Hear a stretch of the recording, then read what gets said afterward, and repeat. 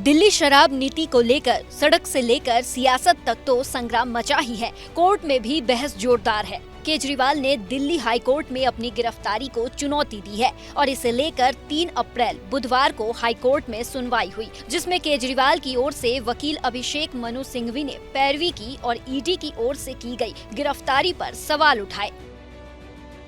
दोनों पक्षों की दलील सुनने के बाद दिल्ली हाई कोर्ट ने फैसला सुरक्षित रख लिया है। हालांकि फैसला सुरक्षित रखने के बाद ईडी का प्रतिनिधित्व कर रहे additional solicitor general SV Raju ने कहा कि दिल्ली शराब नीति मामले में मनी ट्रेल पाया गया है और अगर और भी आरोपी मिले तो इस पर भी एक्शन लिया जाएगा। As defined under the PMLA Act. PMLA Act में कंपनी की जो डेफिनेशन है, it's a wide definition. It also includes association of persons, individuals. आम आदमी party is an association of individuals.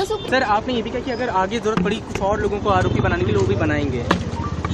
वो तो अगर मिले तो बनाएंगे ना, अगर मिले तो हम छोड़ेंगे थोड़ी ना।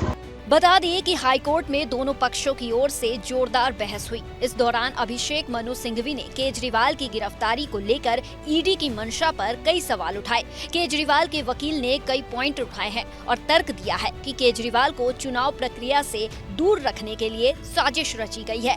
मसलन सुनवाई के दौरान सिंघवी ने उठाए सवाल, केजरीवाल की गिरफ्तारी की टाइमिंग, केजरीवाल की गिरफ्तारी का आधार, गिरफ्तार चुनाव में अक्षम बनाने की कोशिश, गिरफ्तारी अपमानित करने का प्रयास, गिरफ्तारी के लिए कोई सामग्री नहीं, PMLA की धाराओं के तहत प्रक्रिया का पालन नहीं हुआ।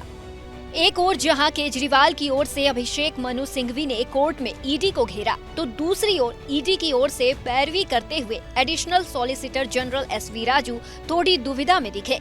कोर्ट में SV राजू ने कहा कि मैं थोड़ी दुविधा में हूँ। इस याचिका पर इस तरह से बहस की गई है जैसे कि यह जमानत की अर्जी है, न कि गिरफ्तारी को रद्द करने की याचिका। हम आम आदमी पार्टी की कुछ संपत्तियों को अटैच करना चाहते हैं। अगर हम ऐसा करेंगे तो वे कहेंगे कि चुनाव के समय ये सब किया है। अगर हम ऐसा नहीं करेंगे तो वे कहेंगे कि सबूत कहाँ है। इसलिए मैं थोड़ी दुविधा में हूँ। जहां तक अरविंद केजरीवाल का सवाल है, जांच अभी पूरी नहीं हुई है, ये अभी शुरुआती चरण में है। हालांकि SV राजू ने सिंघवी की सारी दलीलों को बेमानी बताया और कहा कि ईडी के पास केजरीवाल के खिलाफ बहुत सबूत हैं। बता दें कि ईडी ने अरविंद केजरीवाल की याचिका का विरोध करते हुए कहा कि केजरीवाल की याचिका सुनने योग्य नहीं है। इसके साथ ही जांच एजेंसी ने CM केजरीवाल पर कई आरोप लगाए। ईडी ने अपने हलफनामे में केजरीवाल को मुख्य साजिशकर्ता बताया है।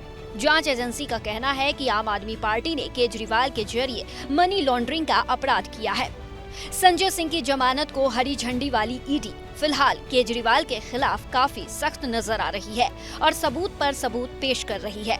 फिलहाल हाईकोर्ट ने दोनों की दलीलें सुनकर फैसला सुरक्षित रख लिया है। अब सबकी नजरें हाईकोर्ट के फैसले पर टिकी है कि केजरीवाल को राहत मिलेगी या नहीं।